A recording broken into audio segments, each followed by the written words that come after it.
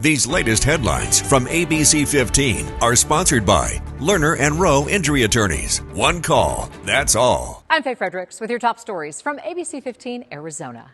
Day 2 of the trial of Doomsday Mom Lori Daybell. More witnesses taking the stand. Daybell is accused of conspiring with her brother Alex Cox to kill her fourth husband, Charles Vallow.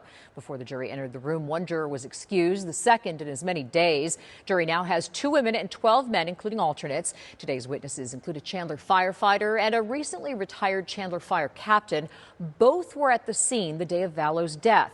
Daybell says her brother shot Vallow twice in self-defense. The brother died months after the shooting from apparent natural causes. ABC 15's Ashley Holden will have a full breakdown from inside the courtroom ahead at 5 and 6.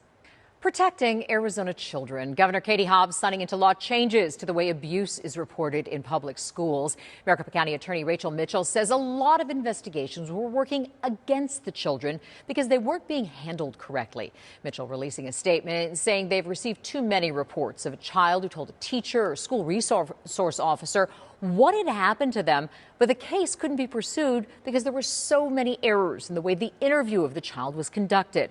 So now they have a law that will advocate for and protect those kids.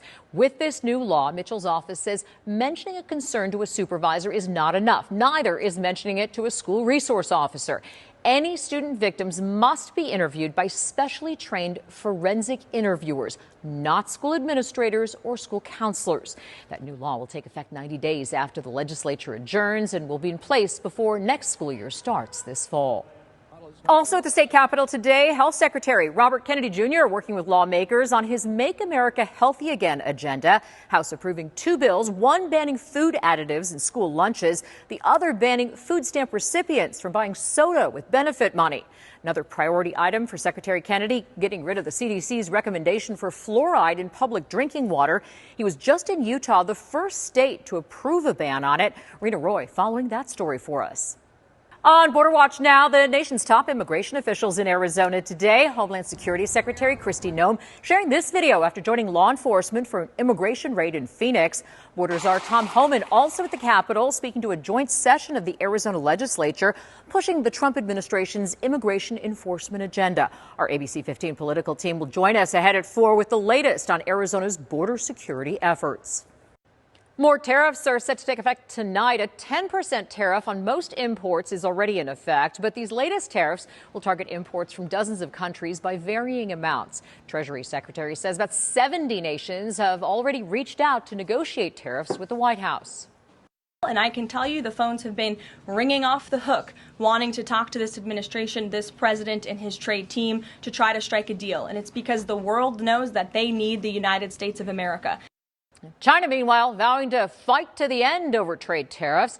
President Trump says he'll implement an additional 50% tariff if China does not step back from its retaliatory 34% tariff on all U.S. goods coming into China. That would make U.S. tariffs on Chinese goods more than 100%. Asian markets back in the green today after just a brutal day Monday when steep losses triggered circuit breakers on several Asian markets.